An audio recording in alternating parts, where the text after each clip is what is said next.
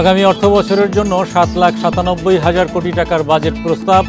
ঘাটতি পূরণে বাড়ছে ব্যাংক ঋণ নির্ভরতা।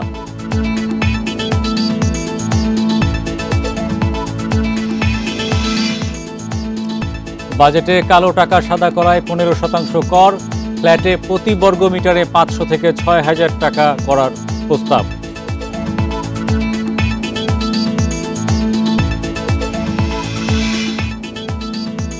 খরচ বাড়ল মোবাইলে কথা বলায়। ফ্রিজ, এসি সহ সব ধরনের সিগারেটের দাম বাড়ছে। বাজেটে খরচ কমছে কিডনি চিকিৎসার। আমন্ত্রণ অর্থনীতি সারাদিনে, আপনাদের সাথে আছি হরি সাহা। শুনছিলেন শিরোনাম, এবার জানাবো বিস্তারিত। এবার বাজেটের খবর।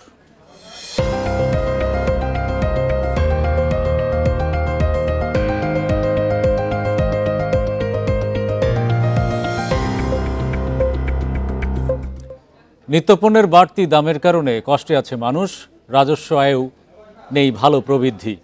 বাড়ছে দেশি বিদেশি দেনা পরিশোধের চাপ। আছে আন্তর্জাতিক মুদ্রা তহবিলের নানামুখী শর্ত পূরণের চ্যালেঞ্জ। এমন বাস্তবতায় এবার বাজেটের আকার বাড়ানো হচ্ছে ৫% কম। আগামী অর্থবছর মূল্যস্ফীতি ৬.৫% আটকে রাখার পরিকল্পনা সরকারের। ২০২৩-২৪ অর্থবছরের সম্পূর্ণ অর্থনীতির নানামুখী চ্যালেঞ্জের মধ্যেই প্রথমবারের মতো বাজেট পেশ করলেন অর্থমন্ত্রী আবুল হাসান মাহমুদ আলী। আগামী অর্থবছরের জন্য ৭,৯৭,০০০ কোটি টাকার বাজেট প্রস্তাব করলেন অর্থমন্ত্রী। নির্ধারণ করা হয়েছে। বিশাল অঙ্কের বাজেট বাস্তবায়নের জন্য মোট রাজস্ব আয়ের লক্ষ্য ধরা হয়েছে ৫,৪১,০০০ কোটি টাকা। এ আয়ের মধ্যে ৪,৯৫,০০০ কোটি টাকাই কর। এনবিআর নিয়ন্ত্রিত অংশ ৪,৮০,০০০ কোটি টাকা। বাজেটে ২,৫৬,০০০ কোটি টাকা ঘাটতি পূরণ করা হবে দুভাবে, বৈদেশিক ও অভ্যন্তরীণ ঋণ নিয়ে। সবচেয়ে বেশি ঋণ নেওয়া হবে ব্যাংক থেকে। আগামী অর্থবছরে দেশি বিদেশি মিলিয়ে ১,১৩,৫০০ কোটি টাকা সুদ ব্যয় হবে। প্রস্তাবিত বাজেটে মোট ঘাটতির মধ্যে ১,৬০,৯০০ কোটি টাকা অভ্যন্তরীণ উৎস হতে এবং ৯৫,১০০ কোটি টাকা বৈদেশিক অর্থ হতে নির্বাহ করার জন্য প্রস্তাব পেশ করছি। আগামী অর্থবছর নিত্যপণ্য মানুষের ক্রয় ক্ষমতার মধ্যে রাখা এবং জীবনযাত্রার মান যেন সীমার মধ্যে থাকে, সেটি নিশ্চিত করতে চান অর্থমন্ত্রী। এজন্য মূল্যস্ফীতির লক্ষ্য ধরা হয়েছে ৬.৫%। মূল্যস্ফীতির চাপ থেকে সাধারণ মানুষকে সুরক্ষা দিতে ফ্যামিলি কার্ড, ওএমএস ইত্যাদি কার্যক্রম জোরদার করা হয়েছে। আমাদের গৃহীত এসব নীতিকৌশলের ফলে আশা করছি আগামী অর্থবছরে মূল্যস্ফীতি ৬.৫% নেমে আসবে। আগামী অর্থবছর জিডিপি প্রবৃদ্ধির হার ধরা হয়েছে ৬.৭৫%। নিম্ন আয়ের মানুষকে স্বস্তি দিতে সামাজিক নিরাপত্তা কর্মসূচির আওতায় উপকারভোগীর সংখ্যা বাড়ানো হয়েছে। আগামী অর্থবছর ভর্তুকি ও প্রণোদনা খাতে চলতি অর্থবছরের চেয়ে বেশি বরাদ্দ রাখা হয়েছে। মূলত ভর্তুকি বাড়ানো হয়েছে বিদ্যুৎ, জ্বালানি ও কৃষি খাতে। উমন্নাহার আজমি, ইন্ডিপেন্ডেন্ট নিউজ, ঢাকা। উদার হস্তে কালো টাকার পক্ষে অবস্থান নিয়ে প্রথম বাজেটে উপস্থাপন করলেন অর্থমন্ত্রী আবুল হাসান মাহমুদ আলী। প্রথমবারের মতো কোম্পানিকেও দেয়া হলো সম্পদ বৈধ করার সুযোগ। জমি, ফ্ল্যাট, নগদ টাকা, ব্যাংক সঞ্চয়, সিকিউরিটিজ সবই বৈধ করা যাবে। এ নিয়ে প্রশ্ন তুলতে পারবে না কোনো সংস্থা। দেশে কালো টাকার পরিমাণ কত তার সঠিক কোনো পরিসংখ্যান নেই। অর্থনীতিবিদ আবুল বারকাতের হিসাবে জিডিপির 1/3 কালো। স্বাধীনতার পর থেকেই অর্থনীতির সঙ্গে পাল্লা দিয়ে এগোচ্ছে কালো টাকা। অর্থনীতিবিদদের মতে কালো টাকা দুই ধরনের। অনেকেই বৈধ পথে আয় করলেও আয়কর নথিতে দেখান না। কেউ কেউ একে অপ্রদর্শিত আয় বলেন, আর কিছু মানুষ আয় করেন ঘুষ, দুর্নীতি, লুটের মতো অবৈধ উপায়ে। প্রথম ধরন নিয়ে সমাজে তেমন আপত্তি না থাকলেও অবৈধ আয় নিয়ে সমাজে আছে বিস্তর আপত্তি। আইনের চোখেও তা গুরুতর অপরাধ। কালো টাকা প্রসঙ্গে এক এক দেশের অবস্থান এক এক রকম। তবে বেশিরভাগ দেশেই কালো টাকা বন্ধে কড়া আইনি ব্যবস্থা নেওয়া হয়। আতঙ্কে থাকেন অবৈধ সম্পদশালীরা। কিন্তু বাংলাদেশে বারবার সাধারণ ক্ষমা পান অবৈধ সম্পদের মালিকরা। অর্থমন্ত্রী আবুল হাসান মাহমুদ আলীও গড়লেন সেই নজির।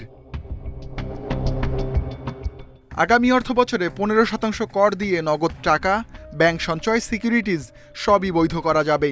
জমি ও ফ্ল্যাটও বৈধ করা যাবে। এক্ষেত্রে দিতে হবে নির্ধারিত হারে কর। ফ্ল্যাট ও জমির কর নির্ধারণে সারা দেশকে ৬টি অঞ্চলে ভাগ করা হয়েছে। ফ্ল্যাটে প্রতি বর্গমিটারে কর ৫০০ থেকে ৬,০০০ টাকা, তবে বাণিজ্যিক ফ্ল্যাটে কর দ্বিগুণ, জমিতে কর ৩০০ থেকে ১৫,০০০ টাকা। সম্পদ বৈধ করতে বেশ কিছু শর্ত দিয়েছেন অর্থমন্ত্রী।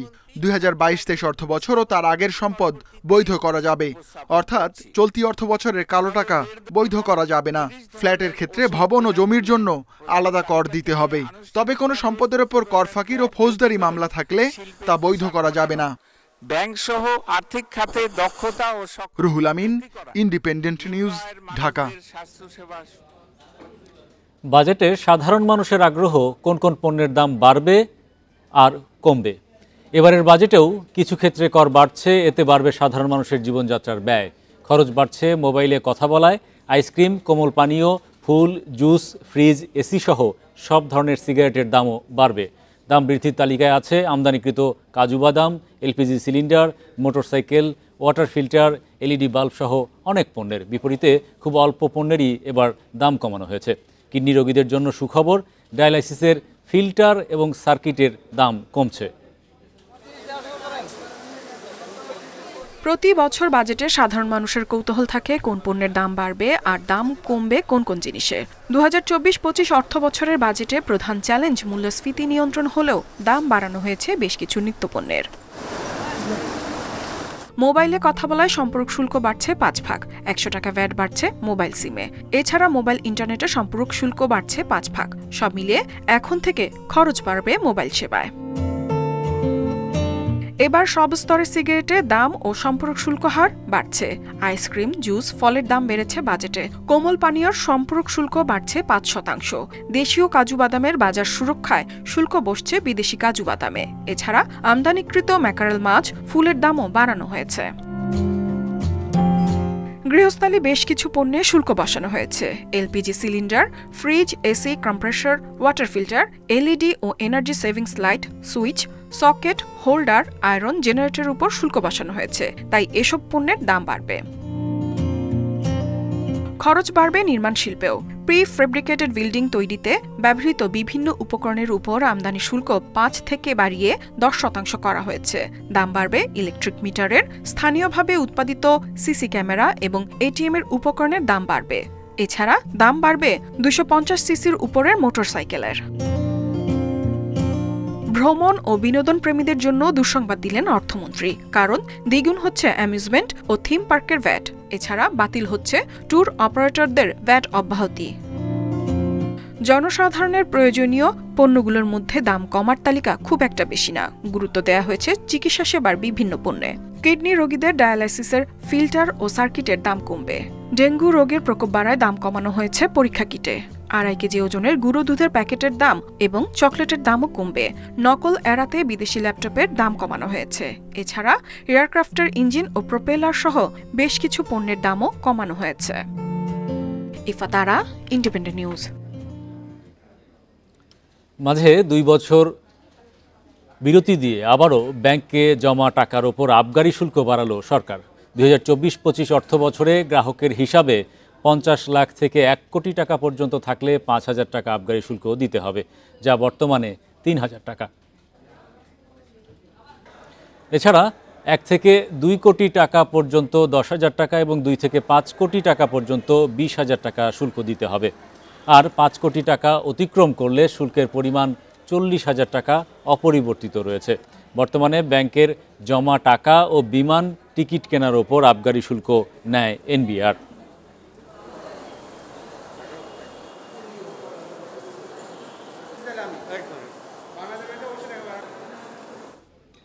পুঁজিবাজার সংশ্লিষ্ট বিভিন্ন মহলের আপত্তি সত্ত্বেও শেয়ার বাজারে মূলধনী মুনাফার ওপর কর বসিয়েছে সরকার। এখন থেকে শেয়ার কেনাবেচায় ৫০ লাখ টাকার বেশি আয়ের ওপর সরকারকে ১৫% হারে কর দিতে হবে। তবে ৫০ লাখের নিচে আয় হলে কর দিতে হবে না। পদক্ষেপ গ্রহণ করা হচ্ছে। টানা দর পতনের আতঙ্কে যখন বিনিয়োগকারীরা পুঁজিবাজার ছাড়ছে, তখন নীতি সহায়তার পরিবর্তে বাড়ল করের বোঝা। এতদিন মূলধনী মুনাফার উপর ব্যক্তি পর্যায়ে বিনিয়োগকারীদের কর দিতে হতো না, এখন থেকে এই ক্ষেত্রেও দিতে হবে কর। আইপিওর মাধ্যমে অর্থমন্ত্রী বাজেটে প্রস্তাব করেছেন ব্যক্তি শ্রেণীর বিনিয়োগকারীদের ৫০ লাখ টাকা পর্যন্ত মূলধনী মুনাফায় কোনো কর বসবে না। তবে ৫০ লাখ টাকার বেশি মুনাফা করলে তার ওপর ১৫% কর দিতে হবে। তালিকাভুক্ত কোম্পানিগুলো থেকে অর্জিত মুনাফার উপর এই কর বসানো হবে। এর ফলে পুঁজিবাজার আরও ক্ষতিগ্রস্ত হবে বলে মনে করছেন বিশ্লেষকরা। ক্যাপিটাল গেইন ট্যাক্স দিচ্ছেন কর্পোরেট, তার মানে এটাকে ব্যবসা বান্ধব তো ঠিক পুরোপুরি হচ্ছে না। ব্যবসায়ীরা কি করে আপনার এই যে ক্যাপিটাল গেইন দিতে থাকেন, এই করতে থাকেন, ট্যাক্সের হার বাড়াবেন, তাহলে তো লাভ হবে না। বাজার সংশ্লিষ্টরা বলছেন সরকারের এই সিদ্ধান্তের ফলে শেয়ার বাজার সার্বিক অর্থনীতির তুলনায় আরও পিছিয়ে পড়বে ও সংকুচিত হবে। এই বিষয়টি নিয়ে আমরা আগেও বলেছি যে এখনই সময় না, আমাদের পুঁজিবাজার একটি ক্রান্তিকাল পার করছে। এই সময়ে যখন নাকি পুঁজিবাজারে ক্যাপিটাল গেইনের উপরে ট্যাক্স বসানো হবে, সেইটা কিছুটা প্রতিবন্ধকতার শামিল। প্রস্তাবিত বাজেটে তালিকাভুক্ত ও অতালিকাভুক্ত কোম্পানির কর হারের ব্যবধান কমানো হয়েছে। কয়েক বছর আগেও এ ব্যবধান ছিল 10%, এখন তা 5% করা হচ্ছে।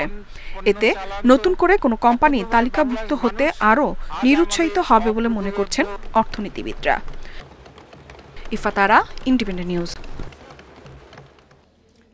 এবার শিক্ষা খাতে 94,711 কোটি টাকা বরাদ্দ দেওয়া হচ্ছে, যা মূল বাজেটের 11.88% আর জিডিপির 1.86% বরাদ্দ হচ্ছে এই খাতে। গতবারের থেকে 6,000 কোটি টাকা বরাদ্দ বাড়লেও শিক্ষা গবেষকরা বলছেন দক্ষিণ এশিয়ায় শিক্ষায় বাজেটের সবচেয়ে কম বরাদ্দ দেশের তালিকায় আছে বাংলাদেশ। আগামী 2024-25 অর্থবছরের জাতীয় বাজেট প্রস্তাব করা হয়েছে 7,97,000 কোটি টাকা।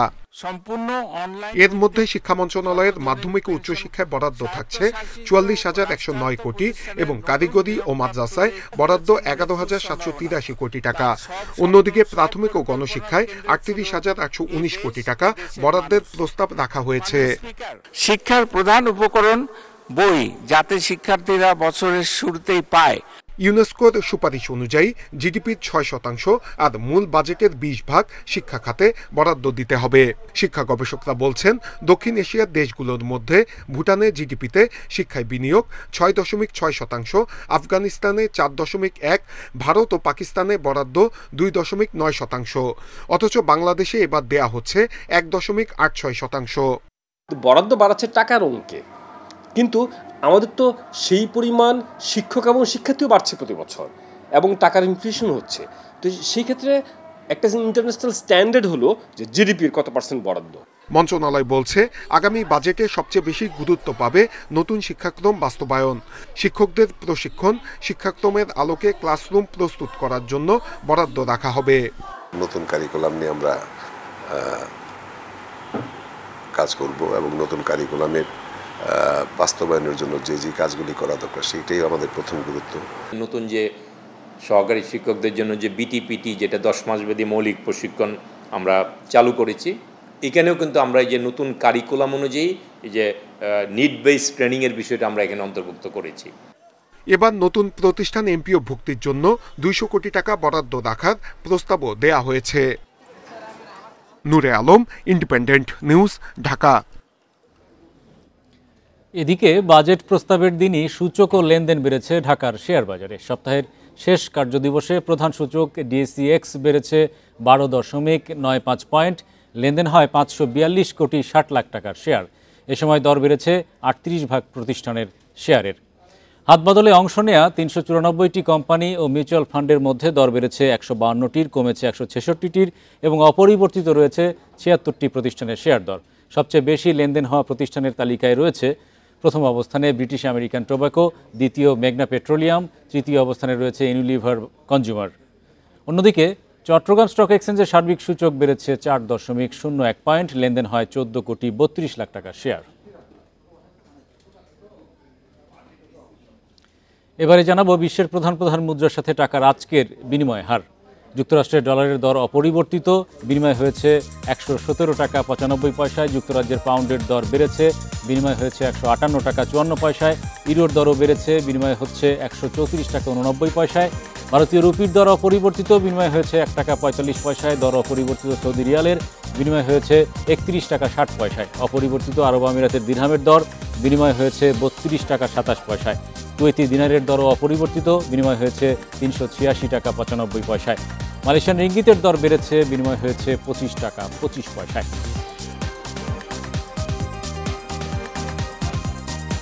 এই ছিল আজকের অর্থনীতি সারাদিনে। ইন্ডিপেন্ডেন্ট টেলিভিশনের সব খবর জানতে চোখ রাখুন ফেসবুক, ইউটিউব এবং এক্সে। আমন্ত্রণ আমাদের পরের আয়োজন।